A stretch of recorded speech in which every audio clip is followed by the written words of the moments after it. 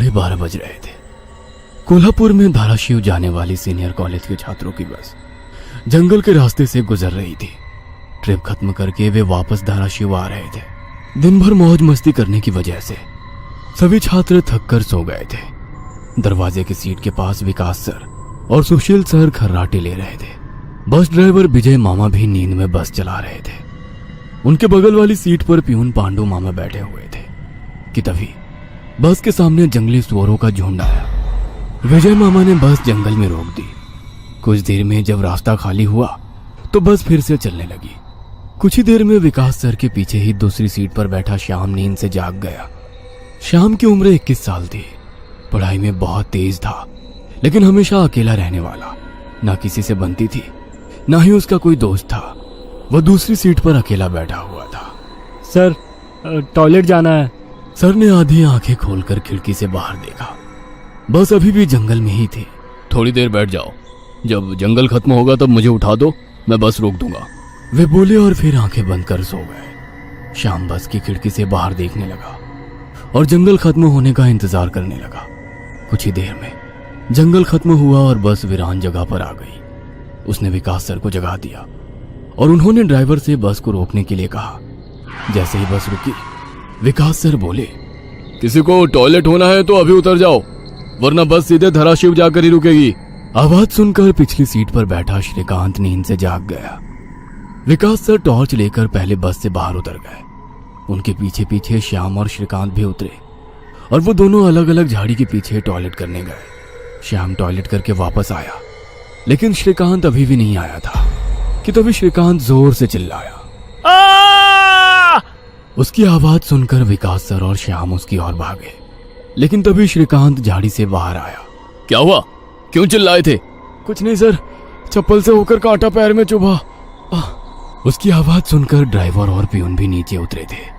वो सब बस में वापस चढ़ने ही वाले थे कि तभी एक बाइक बस के सामने आकर रुक गई। अरे भाई साहब, यहाँ के नहीं हो क्या आप? क्या आपको पता नहीं कि इस रास्ते पर लोगों को हमेशा चकवा लगता है? बाइक चलाने वाला बोला। चकवा नाम सुनकर विकास सर बोले, हाँ पता है, हम बस निकल ही रहे हैं। और वो सब बस में बैठ गए। सर, वो आदमी किस चकवे के बारे में बात कर रहा था? प्यून ने अगली सीट से ही मुड़कर विकास सर से पूछा। हिंदी में चकवा मतलब छलावा, छलावा मतलब भूत। कहते हैं जो लोग रात में सफर करते हुए मरते हैं उनकी आत्मा छलावा बन जाती है। छलावा रात को सफर करते हुए यात्रियों को पकड़ लेता है और उन्हें अपने गंतव्य स्थल तक पहुंचने ही नहीं देता। वो बस उन्हें उसी जगह पर घुमाते रहता है। कितना भी भाग लो या फिर गाड़ी तेज भगाओ, आप उसी जगह पर आ पहुंच जाओगे जहां आपको छलावा ने पकड़ लिया था। या फिर वो लोग रास्ते से भटक जाएंगे और उस जगह पहुंच जाएंगे जहां पर छलावा उन्हें ले जाना चाहता है। विकास सर ने बताया। इसके बाद ड्राइवर बोला, और यात्री रात भर उसी जगह पर बार बार घूमते हैं। वो तब तक रास्ता भटकते हैं जब तक सूरज ना उगे। जैसे ही सूरज उगता है उनकी ताकत कम हो जाती है। मेरे कुछ ड्राइवर दोस्त हैं, उनको भी छलावे ने पकड़ लिया था। कहते हैं छलावा बस उन्हीं यात्रियों को पकड़ता है जो थके हुए होते हैं, क्योंकि उन पर हावी होना बहुत आसान होता है ना। फिर तो छलावा बहुत ही खतरनाक है। प्यून घबराते हुए बोला। अरे कुछ खतरनाक वतरनाक नहीं है, ये सब अंधविश्वास है। ड्राइवर जब थक जाता है तो रात में उसे रास्ता समझना मुश्किल हो जाता है, इसलिए उसे भ्रम हो जाते हैं और वो रास्ता भटकता है। इसे ही अनपढ़ लोगों ने भूत यानी चकवा या छलावा का नाम दिया है। विकास सर बोले। ये सभी बातें श्याम और श्रीकांत सुन रहे थे। नहीं सर, छलावे होते हैं और कुछ छलावे तो जानलेवा भी होते हैं। मेरे दादाजी को छलावे ने इतना परेशान किया था कि मरते मरते बचे थे। रात को जितने भी एक्सीडेंट होते हैं उनमें से कुछ ना कुछ एक्सीडेंट छलावे के कारण ही होते हैं। वो रात के बेरहम शिकार होते हैं। यात्रियों की थकान और डर ही उनकी ताकत होती है। शिकारियों की तरह ही वे यात्रियों को डराते हैं, भगाते हैं और उनकी जान लेकर उनका शिकार करते हैं। हमें बस इतना पता चलता है कि कार एक्सीडेंट में उनकी मौत हो गई है, लेकिन मौत का कारण छलावा ही होता है सर। श्याम ने डरावनी आवाज में कहा। सर, इस का कुछ मत सुनो, इसकी बुआ राइटर है, उन्हीं से सुनी होंगी ये बातें। और राइटर लोगों का तो काम ही होता है बातें बनाना, उसी से तो उनका घर चलता है। पिछली सीट पर बैठे श्रीकांत ने कहा। श्रीकांत, चुप हो जाओ और सो जाओ, उन्होंने डांटते हुए कहा। और उसके बाद सभी लोगों ने आंखें बंद कर ली और सो गए। कुछ समय बीता। श्याम अभी भी जाग रहा था और खिड़की से बाहर देख रहा था। बस किसी जंगल के बीचों बीच से गुजर रही थी कि तभी उसने देखा कि रास्ते के किनारे एक बंद पड़ी चाय की टपरी है। लेकिन ये चाय की टपरी तो मैंने पीछे भी पहले वाले जंगल में देखी थी। वह मन ही मन बोला और खिड़की के बाहर देखने लगा। तब उसे पता चला कि वो तो वही जंगल है जो वीरान जगह से पहले आया था। वह भागते हुए ड्राइवर के पास गया। विजय मामा नींद में बस चला रहे थे, बीच बीच में आंखें झपका रहे थे। विजय मामा, बस कौन से जंगल में है? होगी किसी जंगल में। रास्ते में जंगल कम है क्या? नहीं मामा, हम वापस उसी जंगल में पहुंच गए हैं जहां पर बस के सामने जंगली सुअर आ गए थे। नहीं बेटा, तुम्हें कुछ तो गलतफहमी हो रही है। वो जंगल तो कब का पीछे छूट गया है ना। उनकी बहस सुनकर विकास सर नींद से जाग गए। क्या हुआ श्याम? सर, हमें छलावा लग चुका है। उसने हमें पकड़ लिया है क्योंकि बस वापस उसी जंगल में आई है जहां से पहले गुजरी थी। लेकिन विकास सर भी ड्राइवर की तरह उस पर विश्वास नहीं कर रहे थे। सर, अगर आपको मेरी बात पर यकीन नहीं हो रहा है तो बाहर देखो। अभी कुछ देर रास्ते के किनारे एक ट्रक दिखाई देगा जो एक्सीडेंट में पलटी हो चुका है। और कुछ ही देर में रास्ते के किनारे सभी को पलटी हुई ट्रक दिखाई दी। ये देखकर सभी हैरान हो गए थे। ड्राइवर ने भी मान लिया कि श्याम सच बोल रहा है कि तभी जंगल खत्म हो गया और बस वही सुनसान वीरान जगह पर पहुंच गई जहां पर वो कुछ देर पहले टॉयलेट करने के लिए रोक दी गई थी। ये देखकर सभी की आंखें फटी की फटी रह गई थी। विकास सर की तो बत्ती ही गोल हो गई थी। श्रीकांत पिछले सीट से आगे आ चुका था। सबके चेहरे का रंग उड़ गया था। बस अभी भी रास्ते पर चल रही थी कि तभी वो फिर से वापस वही जंगल में पहुंच गई। वह सभी जान गए कि उन्हें छलावा ने पकड़ लिया है। ड्राइवर कोई दूसरा रास्ता मिलता है या नहीं ये देख रहा था, लेकिन फिर भी बस वापस उसी जंगल में आ जाती थी। ऐसा लग रहा था कि मानो पूरी दुनिया में बस वही एक रास्ता है जो घूम फिर कर उसी जंगल में ले आता है। सर, अभी इस छलावे से कैसे निकले? मैंने सुना है कि छलावे से बाहर तभी निकल सकते हैं जब सुबह हो जाए। इसका मतलब हमें रात भर इसी सड़क से गुजरना होगा, जंगल से वीराने में और वीराने से जंगल में। क्यों ना हम सुबह होने का इंतजार करते हुए उसी वीरान जगह पर रुक जाए। ड्राइवर बस चलाते हुए बोला। लेकिन शायद मैंने सुना है कि छलावे में रुकना ठीक बात नहीं है। नहीं सर, मेरी बुआ ने बताया था कि अगर सेफ जगह मिल जाए तो रुकने में कोई परेशानी नहीं है। बस इतना ही पता है तुम्हें? और कोई तरीका नहीं है क्या? है, लेकिन वो अभी के लिए नहीं है।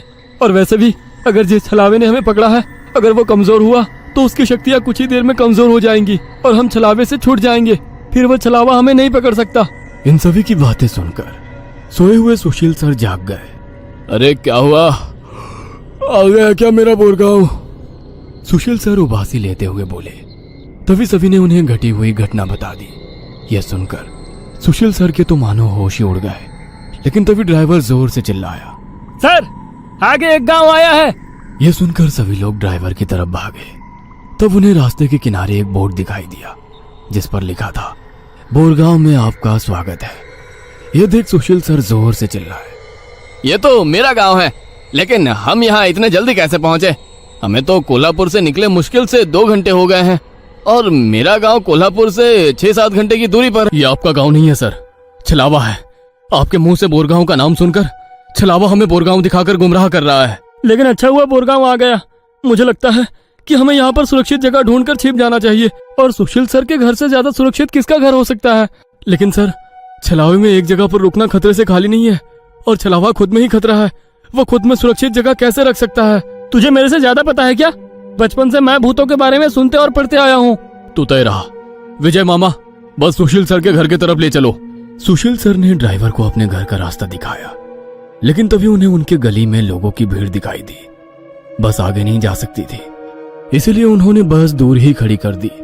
भीड़ में खड़े लोग जोर जोर से रो रहे थे और भीड़ का रुख सुशील सर के घर की तरफ ही था। भीड़ के रोने की आवाज सुनकर वे सभी लोग डर गए। सुशील सर बस से उतरे और भीड़ में घुस गए। उनके पीछे पीछे सभी भीड़ में घुस गए। वह सभी भीड़ को चीरते हुए सुशील सर के घर के सामने जा पहुंचे और आगे का नजारा देख उनकी रूह कांप उठी, क्योंकि जमीन पर खून से लथपथ 4 लाशें पड़ी हुई थी और वो लाशें थी सुशील सर के बीवी बच्चे की और उनके माता पिता की। उन सभी की किसी धारदार हथियार से गला काटकर हत्या कर दी गई थी। खुद के परिवार की लाशें देखकर सुशील सर का दिल सहम गया और वो रो पड़े। ये क्या हो गया? किसने मारा उन्हें? उन्होंने रोते हुए एक आंख वाले बूढ़े आदमी से पूछा। आज तुम्हारे बीवी ने चाकू से तुम्हारे बच्चे का और तुम्हारे माता पिता का गला चीरकर उन्हें मार डाला और फिर खुद का गला काट कर खुदकुशी कर ली। क्या? लेकिन क्यों? उसने ऐसा क्यों किया? अरे तुमने ही उसे ऐसा करने पर मजबूर किया होगा, वरना वो तो बहुत ही समझदार और नेक दिल इंसान थी। क्या? शादी के इतने सालों बाद भी मैंने उसे कभी रुलाया नहीं है और आप मुझ पर इल्जाम लगा रहे हैं? तुमने ही उसे ऐसा करने पर मजबूर किया है। ये लो चाकू और अपनी जान देकर अपने गुनाह का प्रायश्चित कर लो। वैसे भी तुम अकेले इस दुनिया में जीकर क्या करोगे? खुद की जान दे दो, वरना उनकी आत्मा को कभी शांति नहीं मिलेगी। न जाने सुशील सर को क्या हुआ, वो उस आदमी की बातों में आ गए। ऐसा लग रहा था कि वो उसकी बातों से वश में आ गए थे। उन्होंने वो चाकू अपने हाथ में लिया और रोते हुए बोले, हाँ हाँ, मैं प्रायश्चित करूंगा, मैं अपनी जान दूंगा। वैसे पास खड़े ड्राइवर ने उन्हें रोका। अरे सर, ये आप क्या कर रहे हो? ये सब छलावा है, आपका परिवार नहीं है। आपका परिवार घर पर सुरक्षित है। तभी एक आंख वाला आदमी बोला, ए, तूने अगर एक लफ्ज भी आगे कहा तो तुम्हें पकड़कर गांव के बीचों बीच सूली पे चढ़वा देंगे। यह सुनकर ड्राइवर डर गया और चुप बैठ गया। सुशील सर ने जमीन पर बैठकर चाकू की धार अपने गले पर रखी। सर, ऐसा मत करिए, ये सब कुछ छलावा है, इसके चंगुल में मत फंसिए सर। लेकिन फिर भी सर होश में नहीं आ रहे थे, इसीलिए प्यून ने गुस्से में आकर उनको चांटा मारा। तब जाकर वो होश में आ गए और उन्होंने चाकू नीचे फेंक दिया। ये देख एक आंख वाला आदमी गुस्सा हो गया। भाइयों, इन लोगों को भीड़ से बाहर निकाल दो, इन्हें हम बाद में देखेंगे, पहले इस सुशील के बच्चे को पकड़ लो। ये सुनकर भीड़ में खड़े लोगों ने सभी को भीड़ से बाहर कर दिया। श्रीकांत, विकास सर, प्यून और ड्राइवर भीड़ के अंदर घुसने की कोशिश कर रहे थे, लेकिन अंदर घुस नहीं पा रहे थे। सुशील सर के हाथ पैर बांधकर उन्हें जमीन पर बिठाया गया। सुशील सर अपनी जान की भीख मांग रहे थे। मुझे कोई बचाओ, विकास सर, पांडु मामा, मुझे प्लीज बचाओ, मुझे बचाओ। वो चिल्ला रहे थे कि तभी एक आंख वाले आदमी ने चाकू से सुशील सर का गला काटा और उनका सर धड़ से अलग कर दिया। उसने उनका सर हाथ में पकड़ा और भीड़ के बाहर हवा में फेंक दिया। वो सीधे श्रीकांत और श्याम के सामने आ गिरा। वो दोनों चीखे। तब एक आंख वाला आदमी बोला, भाइयों, इन शहरी लोगों ने सुशील को बचाने की जरूरत की है, उन्हें भी पकड़कर उनका गला काट दो। वैसे भीड़ में खड़े लोग इन सब लोगों की तरफ मुड़े। वो गुस्से से इनकी तरफ देख रहे थे। तभी उन्हें बस के हॉर्न की आवाज आई। जल्दी से भागो, जल्दी करो। कुछ ही दूर बस में बैठे ड्राइवर मामा चिल्लाए। उनकी आवाज सुनते ही श्याम, श्रीकांत, विकास सर और प्यून बस की तरफ भागे। भीड़ उनका पीछा कर रही थी। ये सभी लोग जैसे तैसे बस में चढ़ गए। गांव वालों ने बस पर पथराव किया। बस के कांच टूटकर बच्चों के शरीर में उसके टुकड़े घुस गए, लेकिन उसमें से कोई भी नींद से जागा नहीं था, क्योंकि वो सब छलावे के प्रभाव से मोहित होकर सो गए थे। श्याम, विकास सर और श्रीकांत के शरीर में भी कांच के टुकड़े घुस गए थे। कुछ लोग बस के सामने खड़े होकर रोड से बस को तोड़ रहे थे कि तभी ड्राइवर ने उन पर बस चढ़ा दी और बस वहां से चल पड़ी। जैसे तैसे बस गांव से बाहर आ गई। हर कोई अपने शरीर से कांच के टुकड़े निकालने में लगा हुआ था। श्रीकांत अपने हाथ में घुसा कांच का टुकड़ा निकाल रहा था कि तभी प्यून वहां पर आया। भतीजे, रुक, मैं निकालता हूँ, वो बोला, क्योंकि श्रीकांत उनकी बहन का बेटा था। बस फिर से वापस जंगल में आ गई थी। न जाने कब वो छलावा उन्हें अपने गिरफ्त से छोड़ने वाला था। सुशील सर की अभी अभी मौत हो चुकी थी। हर कोई घबराया हुआ था। श्याम, अब बताओ हम क्या करें? अरे इसे क्या पूछना है, इसकी वजह से आज सुशील सर की जान चली गई है और हम सब मरते मरते बचे हैं। चुप हो जाओ। हमने उन्हें बचाने की कोशिश की, लेकिन वो खुद अपने भावना को रोक नहीं सके और इसीलिए मारे गए। इसमें मेरी कोई गलती नहीं है। श्याम सफाई देते हुए बोला, लेकिन अब हम क्या करें? हमें बस सुबह होने का इंतजार करना होगा और बिना कहीं रुके बस चलाते रहना होगा। अरे लेकिन बस में इतना डीजल भी नहीं है कि सुबह होने तक चले। अगर बस का डीजल सुबह से पहले खत्म हो गया तो हम इस छलावे का शिकार हो जाएंगे। ये भी है, ये छलावा तो मेरे सोच से ज्यादा ताकतवर निकला। आज अमावस्या है, शायद ये अमावस छलावा है। बुआ कहती थी कि छलावे के बहुत से प्रकार हैं, जिससे सबसे खतरनाक अमावस छलावा होता है। ये सिर्फ और सिर्फ अमावस की रात शिकार करने के लिए बाहर निकलता है। इसे अकेले 2 या 3 लोगों की शिकार करना पसंद नहीं है। जहाँ पर यात्री बहुत सारी संख्या में होते हैं, बस उन्हीं पर यह छलावा हावी हो जाता है। वो सबसे पहले सबसे ज्यादा कमजोर और सफर में थके हुए इंसान को ढूंढता है, उन्हें डर दिखाता है, और जब उसकी डर से मौत हो जाती है तो उसके शरीर पर कब्जा करता है और बाकी यात्रियों के बीच में रहकर उन्हें गुमराह करता है। उन्हीं छलावे में बस घूमता रहता है और जब सभी यात्री थक जाते हैं तब उनका शिकार करता है। और मेरे हिसाब से हम जिस छलावे के चंगुल में फंसे हैं वो अमावस छलावा ही है, और वो अभी हमारे बीच में ही है। श्याम डरावनी आवाज में बोला। यह सुनकर सभी के होश उड़ गए थे। वो सब तो ठीक है, लेकिन अब हम इस छलावे से बाहर कैसे निकले? ड्राइवर ने पूछा। इस पर श्याम ने कहा, अब केवल एक ही उपाय है, लेकिन इसमें खून बहने के चांसेस है। हाँ, क्या है वो उपाय? छलावा अभी भी हमारे बीच किसी मृत शरीर पर कब्जा करके बैठा है। हमें उसे ढूंढना होगा और उसे मारना होगा, क्योंकि उसकी आत्मा मृत शरीर से ज्यादा मजबूती से चिपकी नहीं होती। जैसे ही हम उसको मारेंगे, उसकी आत्मा मृत शरीर छोड़ देगी और फिर वो किसी मृत शरीर में घुस नहीं सकेगी, क्योंकि एक अमावस छलावा एक रात सिर्फ एक ही मृत शरीर पर कब्जा कर सकता है। लेकिन हम में से ये छलावा है कौन? वो पीछे सोए हुए स्टूडेंट के शरीर में नहीं है, क्योंकि वो होश में नहीं है। वो हम 5 में से एक है। क्या? लेकिन हम सब तो जिंदा हैं। नहीं, हम में से एक पहले ही मर चुका है। उसे छलावे ने मार डाला है और उसके शरीर पर कब्जा कर लिया है। कब्जे के बाद मृत शरीर बिल्कुल एक जिंदा आदमी लगता है, क्योंकि छलावा अपने ताकत से जिंदा इंसान की नकल करता है। लेकिन वो है कौन? वैसे श्याम गंभीर हो गया और उसने श्रीकांत की ओर देखा। बस अभी भी जंगल के रास्ते चल रही थी। ड्राइवर बस चलाते चलाते पीछे हो रही बातचीत सुन रहा था, क्योंकि उसे पता था कि अगर बस रुकी तो छलावा उसे निगल जाएगा। बस में सन्नाटा छाया हुआ था। हर कोई श्याम के मुंह से छलावे का नाम सुनना चाहता था कि तभी श्याम बोला, ये श्रीकांत ही छलावा है। ये क्या बकवास कर रहे हो तुम? होश में तो हो?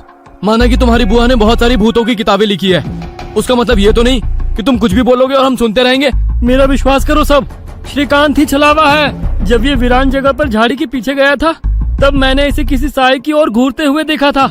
जब मैं देखने के लिए आगे बढ़ा, तभी मेरी चप्पल में कांटा चुभने की वजह से मेरी चीख निकल गई और वो साया वहाँ से गायब हो गया। शायद तभी उसने श्रीकांत को पकड़ा होगा और उसके शरीर पर कब्जा किया होगा। चल जल्दी से इसे मार डालो, वरना ये भाग जाएगा। यह सुनकर सभी के होश उड़ गए, लेकिन उसकी बात में कुछ तो वजन था। ए श्याम, जबान संभाल कर बात कर। भतीजा है ये मेरा, अगर इसको किसी ने हाथ भी लगाया तो मार डालूंगा। हाँ। प्यून गुस्से में बोला, सर जी, इस पांडु की मत सुनिए। मुझे भी लगता है कि यही छलावा है, क्योंकि हम सभी ने झाड़ी से आती श्याम की चीख सुनी थी। श्याम बिल्कुल सच कह रहा है। ड्राइवर बस चलाते हुए बोला, अरे शक की सुई तो इस श्याम पर भी है। यह भी तो झाड़ी के पीछे गया था और दिखाई नहीं दे रहा था। ऊपर से यह विकास हम दोनों की नजर से दूर था। शायद इसे ही छलावे ने बस के नीचे खींच लिया और वहीं मार डाला। तो ये दोनों क्यों नहीं हो सकते छलावा? प्यून ने कहा। अरे मैं जिंदा हूँ, मैं छलावा नहीं हो सकता। श्याम ने कहा, हाँ हाँ, और ये श्याम हमारी कब से मदद कर रहा है। ये छलावा होता तो हमारी मदद क्यों करता? अब बचे तुम तो ड्राइवर के बाजू में ही थे, इसलिए ये श्रीकांत ही छलावा है। विकास सर जोर से बोले, अरे सर, इस पे उनको छोड़ो। अब सीट के नीचे से रॉड निकालो और उस छलावे का सर फोड़कर मार डालो। ड्राइवर बस चलाते हुए बोला। यह सुनकर श्रीकांत डर के मारे प्यून के पीछे छिप गया। विकास सर ने सीट के नीचे से लोहे की रॉड निकाली। प्यून ने उन्हें रोकने की कोशिश की, लेकिन विकास सर ने उन्हें धक्का मारा और रॉड श्रीकांत के सर पर मारी। लेकिन श्रीकांत वहां से हट गया और नीचे गिर गया। वो रॉड से दूसरा हमला करते कि तभी प्यून ने पीछे से रॉड पकड़ी और विकास सर के हाथों से रॉड खींचकर उन्हें खिड़की पर धकेल दिया और उनके सर में रॉड दे मारा। विकास सर हाथों से सिर पकड़कर वहीं तड़पते रह गए। उनके सर से खून निकल रहा था और कुछ ही देर में उन्होंने अपना दम तोड़ दिया। यह देख श्याम चिल्लाया, विजय मामा, जल्दी से पीछे आइए, इन दोनों ने विकास सर को मार डाला।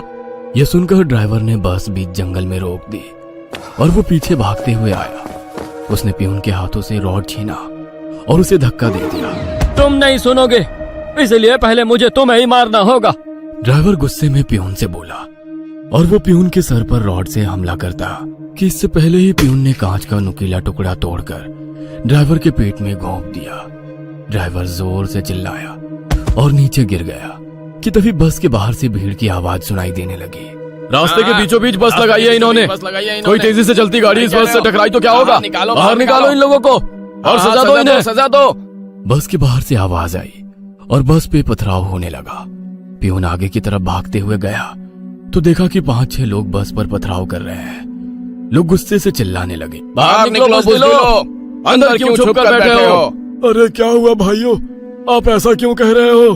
पियून चीख चीख कर उनसे पूछ रहा था, लेकिन कोई भी उसकी तरफ ध्यान नहीं दे रहा था। तभी श्याम श्रीकांत से बोला, ये लोग सिर्फ छलावा है। हम जंगल में रुके हुए हैं, इसलिए हम मुसीबत में पड़ चुके हैं। विकास सर और ड्राइवर दोनों मर चुके हैं, फिर भी हम छलावे से बाहर नहीं निकले। इसका मतलब छलावा अभी भी हमारे बीच में है और वो छलावा तुम्हारा मामा है। ये सुनकर श्रीकांत की आंखें फटी की फटी रह गईं। नहीं नहीं, ऐसा नहीं हो सकता। अरे ऐसा ही है श्रीकांत, तुमने देखा कि किस तरह से तुम्हारे मामा ने विकास सर और ड्राइवर की जान ली। वो उन्हें सिर्फ घायल भी तो कर सकता था, लेकिन नहीं, उसने उनकी जान ली। अब तो अपने मामा प्रेम से बाहर आओ श्रीकांत और देखो उस आदमी को, वो तुम्हारा मामा नहीं छलावा है। यह सुनकर श्रीकांत सोच में पड़ गया। श्रीकांत, लोग अभी बस के कांच तोड़कर अंदर आ जाएंगे और हमारी जान ले लेंगे। इससे पहले हमें यहाँ से निकलना होगा। मैं बस को यहाँ से निकालता हूँ और तुम इस छलावे को पीछे बुलाकर इस कांच के टुकड़े से घोंप दो। छलावा मर जाएगा और हमारी जान बच जाएगी। श्याम बोला और ड्राइविंग सीट की तरफ निकल पड़ा। लेकिन तुम्हें ड्राइविंग आती है क्या? अरे मेरे मामा की ट्रैवल एजेंसी है, इसलिए मैं बस पहले ही चलाना जानता हूँ, उसने कहा और ड्राइविंग सीट पर जा बैठा। उसने बस चालू की और बस चलाने लगा।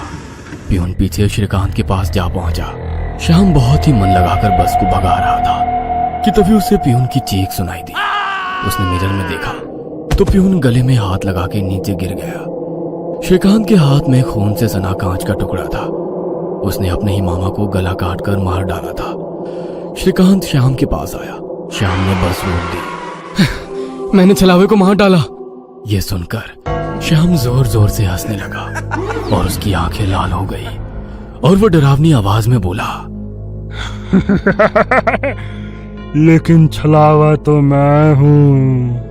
यह सुनकर श्रीकांत के तो होश उड़ गए। अरे चौंक क्यों रहे हो? मैं ही छलावा हूँ। जंगल में जब बस के आगे सुअरों का झुंड आया था, तभी मैं बस में घुस गया था। मैंने बस में सबसे कमजोर और थका हुआ यात्री चुना। ये श्याम थकान के कारण गहरी नींद में सो गया था। मैंने इसे जगाया और मेरा असली रूप दिखाया। मेरा डरावना रूप देखकर ये उसी वक्त सीने पर हाथ लगाते हुए मर गया। मैंने तुरंत इसके शरीर पर कब्जा कर लिया। तभी मैंने जाना कि पिछली सीट पर बैठा एक लड़का, मतलब कि तू, आधी नींद में था और टॉयलेट जाने के विचार में था, और मैंने अपना खेल शुरू कर दिया। मैंने बस में बैठे सभी को छलावे की कहानी सुनाकर डरा दिया, क्योंकि डर ही मेरा सबसे बड़ा हथियार है। मैंने जानबूझकर तुम सबको गुमराह किया और सुशील सर के गांव ले गया और तुम्हें छलावे में रुकने के लिए मजबूर किया और सुशील सर की जान ली। मैंने ही विकास सर, तेरा मामा और ड्राइवर को एक दूसरे से लड़ाया ताकि वो आपस में लड़ लड़ कर मर सके, और आखिर में मैंने तुम्हारे हाथों से ही तुम्हारे मामा का खून करवाया। ऐसा कहकर वो हंसने लगा। यही मेरा खेल यानी कि शिकार थी। तूने अपने ही मामा की जान ली, उस मामा की जिसने तुम्हें बचाने के लिए अपनी जान पर खेलकर 2 आदमियों की जान ली। अब तुम्हारा जी कर क्या फायदा? यह सुनकर श्रीकांत की आंखों में आंसू आ गए। उसे अपनी गलती का एहसास हो गया। श्रीकांत, आओ बैठ जाओ इस ड्राइविंग सीट पे और ठोक दो इसे किसी पेड़ पे। ले लो खुद की और इन सभी यात्रियों की जान। छलावा श्रीकांत की आंखों में देखकर बोला। शायद उन लाल आंखों का जादू श्रीकांत पे हो रहा था। वो छलावे की बातों में आ गया था, जैसे सुशील सर आ गए थे और खुद की जान लेने के लिए तैयार हो गए थे। शायद श्रीकांत को अपने किए का पछतावा हो रहा था और वो छलावे की बात मानने वाला था कि तभी श्रीकांत ने अपने आंसू पोंछे और वो जोर से चिल्लाया, मामा। छलावे को पीछे पैरों की आहट सुनाई दी और उसने मुड़कर देखा कि तभी प्यून ने लोहे का रॉड छलावे के सर पे दे मारा और उसके सर पर 4-5 बार हमला कर उसका सर कुचल दिया। तुम्हें क्या लगा खेल केवल तुम ही खेल सकते हो? अरे मैंने तो तुम्हें तभी पकड़ लिया था जब तुम विकास सर और ड्राइवर की मौत देखकर मुस्कुरा रहे थे। तुम अपनी खुशी छुपा नहीं पाए। तब मेरे दिमाग में तुम्हारी बातें आई। जानबूझकर तुमने हमें गुमराह करके छलावे में रोका और तुम्हारी वजह से सुशील सर की जान गई। तुमने मुझ पर ही छलावा होने का इल्जाम लगाया, हाँ? और मेरे मामा विकास सर और ड्राइवर के बीच आग लगा दी और बाद में तुमने मुझे ही मेरे मामा को मारने के लिए कहा। और हद तो तब हो गई जब तुमने कहा कि तुम्हारे मामा की ट्रैवल एजेंसी है, जबकि श्याम का मामा तो हमारे कॉलेज के बाहर गोलगप्पे का ठेला लगाता है।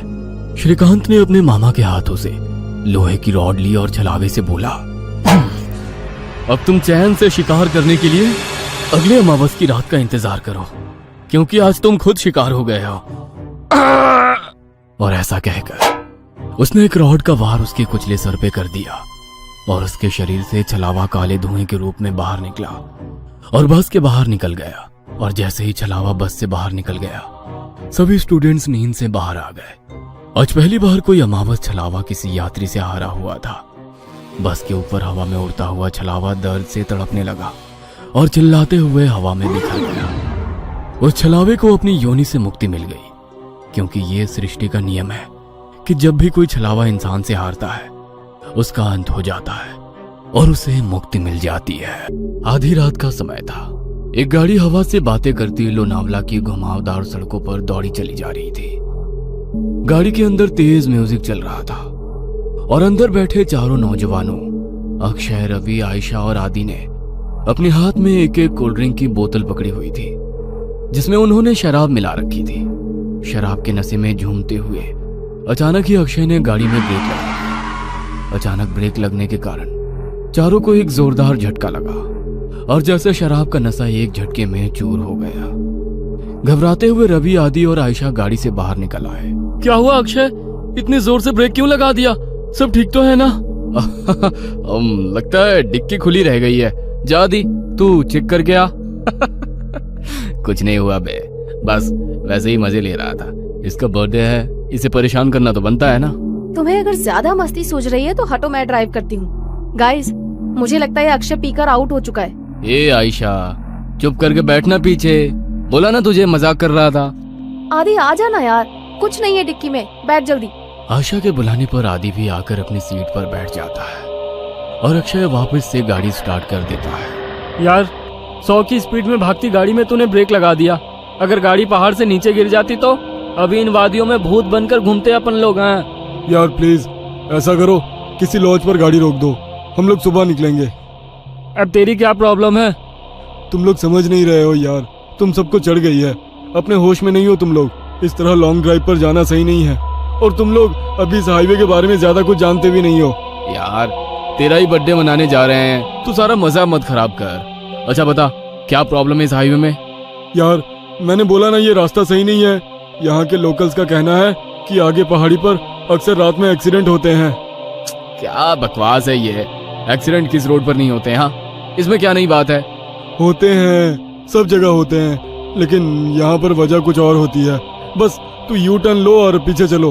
अब तो तूने चैलेंज कर दिया भाई को, अब गाड़ी नहीं रुकने वाली। आदि के लाख रिक्वेस्ट करने पर भी अक्षय ने फिर से गाड़ी का गियर बढ़ाया और एक बार फिर से उनकी गाड़ी हवा से बातें करने लगी। आदि की बातें भूलकर बाकी के दोस्त भी अंग्रेजी गाने की धुन पर आंख बंद करके थिरक रहे थे, लेकिन आदि अभी भी अक्षय के साथ आगे की सीट पर थोड़ा सिकुड़ा सहमासा बैठा हुआ था। रात का सन्नाटा हर गुजरते पल के साथ गहराता जा रहा था। रात के तकरीबन 2 बज गए थे। पीछे की सीट पर बैठे बैठे रवि अब झपकियां लेने लगा था। तभी एक बार फिर से अक्षय ने जोरदार ब्रेक लगा दिया तो गाड़ी जाकर सड़क किनारे लगे पेड़ से जा टकराई। अक्षय, तुम्हारा दिमाग खराब हो गया क्या? ये क्या मजाक लगा रखा है बार बार? अब तुम चुपचाप ड्राइविंग सीट से उतरो, नहीं तो अच्छा नहीं होगा। अरे यार, कोई मजाक नहीं है।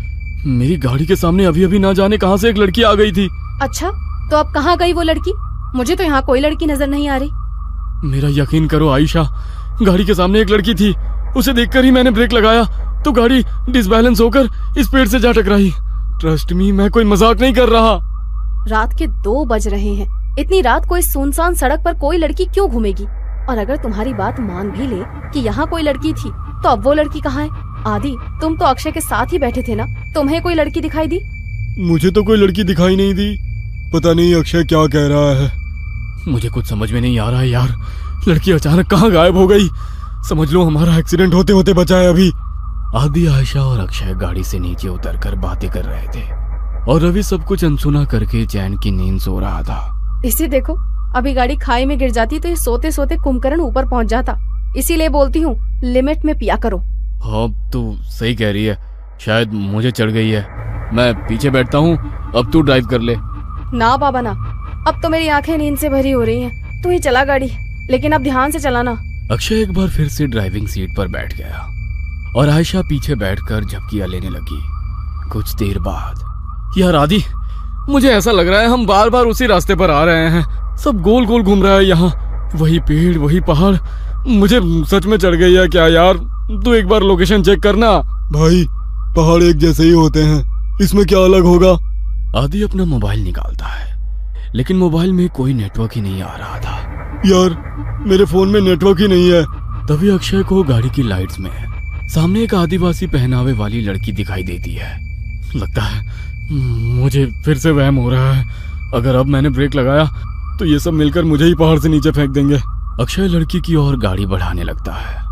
अरे, तुझे दिखाई नहीं दे रहा? सामने कोई लड़की है, उसे गाड़ी से उड़ा ही देगा क्या?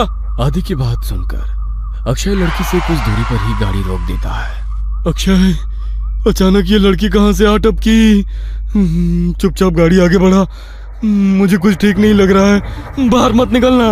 अरे यार, बहुत घबराई हुई लग रही है और रात भी हो रही है। देखने तो देख क्या बात है। मैं बोल रहा हूँ ना, ये रास्ता सही नहीं है यार। यहाँ पर अक्सर लोगों को छलावा लग जाता है। तो फिर शुरू हो गया। तभी वो लड़की दौड़ते हुए उनकी गाड़ी के पास आ जाती है। मुझे भूलनपुर तक छोड़ दो साहब, आपकी बड़ी मेहरबानी होगी। क्या बात है, डरी हुई क्यों लग रही हो? साहब, वो लोग मेरे पीछे लगे हैं, आप बस जल्दी से यहाँ से चलो, नहीं तो कुछ भी हो सकता है। लड़की की बात सुनकर अक्षय गाड़ी का दरवाजा खोल देता है और लड़की आकर आयशा के बगल में बैठ जाती है। आपका बहुत बहुत शुक्रिया साहब, आज तो मैं बाल बाल बची हूँ। आपको पता नहीं है साहब, इतनी रात गए इधर निकलना सही नहीं है। यहाँ रात गए अपने शिकार की तलाश में छलावा घूमता है। कहते हैं जिसके ऊपर छलावा की नजर पड़ जाए, फिर वो नजर बांध देता है। उसके बाद आप वही देखोगे जो वो आपको दिखाएगा। लेकिन तुम भाग क्यों रही थी? कौन था तुम्हारे पीछे? साहब, मैं छलावा के पकड़ में आ गई थी, बड़ी मुश्किल से अपनी जान बचाकर भागी हूँ। लड़की अभी अपनी कहानी सुना ही रही थी कि सामने से कुछ लोग मशाल लेकर सड़क के बीचों बीच खड़े हो जाते हैं। अरे, ये लोग ऐसे सड़क घेर कर क्यों खड़े हो गए हैं? कौन है ये लोग? ओ शिट, हॉर्न बजा जल्दी। इन लोगों पर हॉर्न का कोई असर नहीं पड़ रहा यार। एक टक घुरे जा रहे हैं और अपनी जगह से टस से मस तक नहीं हो रहे हैं। मुझे तो बहुत गुस्से में लग रहे हैं। क्या करूं? पतली सी सड़क है, अगर ये सामने से नहीं हटे तो गाड़ी रोकनी पड़ेगी। गाड़ी रोकते ही कहीं इन्होंने हम पर हमला कर दिया तो? साहब, ये आदमी नहीं है, आप बस गाड़ी मत रोकना। अगर इन्होंने हमें पकड़ लिया तो अच्छा नहीं होगा, हम में से कोई नहीं बचेगा। क्या मतलब है तुम्हारा? मैं उन पर गाड़ी चढ़ा दूं? नहीं नहीं, ये मुझसे नहीं हो पाएगा। अक्षय की गाड़ी धीरे धीरे उस भीड़ के नजदीक पहुंच रही थी। भीड़ में खड़े लोगों के हाथों में जलती हुई मशाल और लाठी डंडे दिखाई पड़ रहे थे। इसके साथ ही उनके चेहरे पर गुस्सा भी साफ साफ देखा जा सकता था। जैसे ही गाड़ी उस भीड़ के नजदीक पहुंचने को हुई, अचानक ही अक्षय को दाईं ओर एक मोड़ दिखाई दिया और उसने गाड़ी उधर ही घुमा दी। अब गाड़ी उस सुनसान रास्ते पर दौड़ती चली जा रही थी। अचानक ही आयशा की नींद टूट जाती है। अरे यार, ये लड़की कौन है और ये कहाँ आ गए हम लोग? यार आयशा, हम अपनी आंखों से छलावा देखकर आ रहे हैं। बस लास्ट मोमेंट पर अक्षय ने इस रोड पर गाड़ी घुमा ली, नहीं तो पता नहीं आज क्या होता। मुझे तो अभी तक सोच सोच कर ही घबराहट हो रही है। ये सब हमारे साथ क्या हो रहा है, मुझे कुछ समझ नहीं आ रहा। हम लोग अभी एग्जैक्टली है कहाँ, कुछ पता है? आशा के इतना कहते ही अक्षय को सड़क पर एक बोर्ड दिखाई देता है। ये देख, सामने बोर्ड पर लिखा है लोनावला 60 किलोमीटर। लो, हम तो बस 1 घंटे में लोनावला पहुंचने वाले हैं। लेकिन लोनावला पहुंचने में तो 8 घंटे लगते हैं ना। इतनी जल्दी हम लोग लोनावला कैसे पहुंच सकते हैं? आखिर ये कौन सा रोड है जो इतनी जल्दी वहां पहुंचा रहा है? वेट वेट वेट, मुझे ऐसा क्यों लग रहा है कि हमारी ये ट्रिप कुछ अनयूजुअल सी हो गई है। रवि सोए ही जा रहा है, इतना कुछ हो गया लेकिन इसकी नींद ही नहीं खुल रही है। आधी रात को तुम्हें ये लड़की मिल जाती है, फिर ये पता नहीं कौन सा नया रास्ता मिल जाता है, और अब तुम कह रहे हो लोनावला बस 60 किलोमीटर बचा है। आई कांट बिलीव इट, कुछ तो गड़बड़ हो रही है हमारे साथ। क्या यार आयशा, तू तो मजे से नींद में झपकियां ले रही थी ना। अगर तूने वो मशाल और हथियार वाले लोग देखे होते तो तुझे भी यकीन हो जाता। अक्षय ने जो उस मोमेंट पर किया वो सही किया, कुछ अनयूजुअल नहीं है। मैं अक्षय को गलत नहीं बता रही हूँ, लेकिन मुझे यकीन नहीं है कि ये रास्ता सही है। आयशा, आदि और अक्षय के बीच बहस चल रही थी कि उन्हें सड़क के किनारे एक ढाबा दिखाई देता है। चलो इस ढाबे पर उतरकर पता करते हैं कि ये रास्ता कहाँ जाता है। नहीं नहीं साहब, मैं गाड़ी से नीचे नहीं उतरूंगी, आप लोग जाइए, मैं यहीं ठीक हूँ। मुझे बहुत डर लग रहा है। मुझे भी लगता है कि हमें यहाँ पर नहीं उतरना चाहिए।